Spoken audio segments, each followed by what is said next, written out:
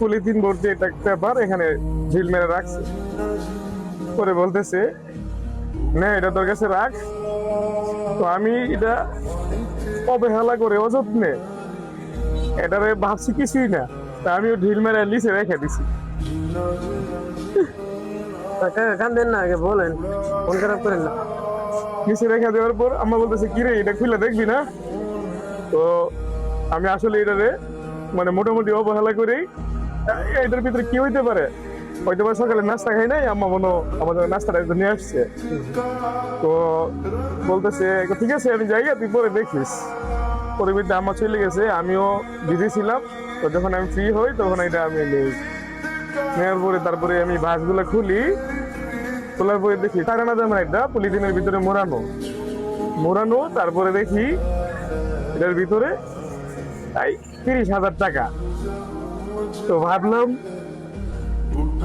আম্মা মনে হয় বুঝতে পারছে সেই 2021 সালের মতো যে আমার টাচ মোবাইলটা চুরি হয়ে গেছিল দোকান থেকে, এখন আমার বাটন মোবাইলটাও চুরি হয়ে গেছে। আম্মা হয়তো বা বুঝছে, জানছে, এই পরবর্তীতে আম্মা 30,000 টাকা আমার জন্য নিয়ে আসছে।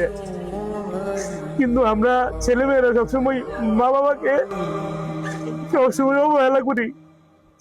আমাদেরকে ওরা যেভাবে লালন পালন করে খাওয়াই, বড় করে, যত্ন করে, আদর করে, স্নেহ করে, মমতা দিয়ে পৃথিবীতে আগলে রাখে, কিন্তু আমরা সেইভাবে আমরা আমাদের বাবা মাকে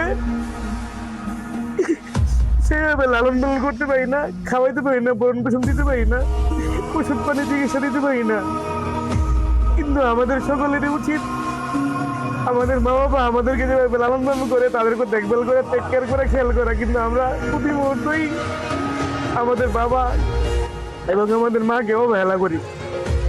এই যে আমিও অবহেলা করেছিলাম, কিন্তু আমার আম্মা আমার জন্য কত বড় গিফট নিয়ে আসছে। ছেলের মন খারাপ, কতগুলো টাকা নিয়ে আসছে। সে কাজে আসলে আমি স্পিচলেস, বাকরুদ্ধ, মুখ দিয়ে জবান দিয়ে বলার মতো কিন্তু বাসা নেই। এই অশ্রুই চোখের পানি কান্নাই বলে দিবে আসলে বাবা মাকে আমি কতটুকু ভালোবাসি। মহান আল্লাহ তাআলা আমার আম্মাকে নেক হায়াত দারাজ করুক, সুখে রাখুক, শান্তিকে রাখুক, সুস্থ রাখুক। পাশাপাশি আল্লাহ যদি আমাকে হায়াত দারাজ করে পৃথিবীতে যদি আমার আম্মা চলে যায়, আমি আমার আম্মাকে আমি আমার বাবার মতো জানাজা দিতে চাই। আর আসলে অনেক কিছু বলার ছিল, অনেক কিছু বলার আছে, সব কিছু আসলে বলা যায় না। একদিন সময় পেলে তোমাকে আরো বিস্তারিত বলবো।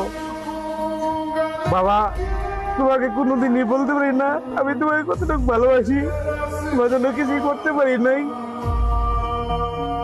মুখটা আসলে অনেক হাহাকার করে। বাবা, তোমাকে আমি অনেক ভালোবাসি। আম্মা,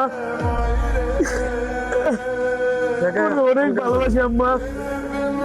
তোমার হয়তো আমি কখনো বুঝাইতে পারি না ভাষা দিয়া, কোনো কথা দিয়া, কোনো লেখা দিয়া, কোনো কাব্য দিয়া আমি তোমাকে বুঝাতে পারি না। আসলে আম্মা আমি তোমাকে অনেক ভালোবাসি। তোমার মতো মা এই পৃথিবীতে সবার ঘরে ঘরে থাকা উচিত। মনে খারাপ করেন না, দোয়া করেন দাদার জন্য।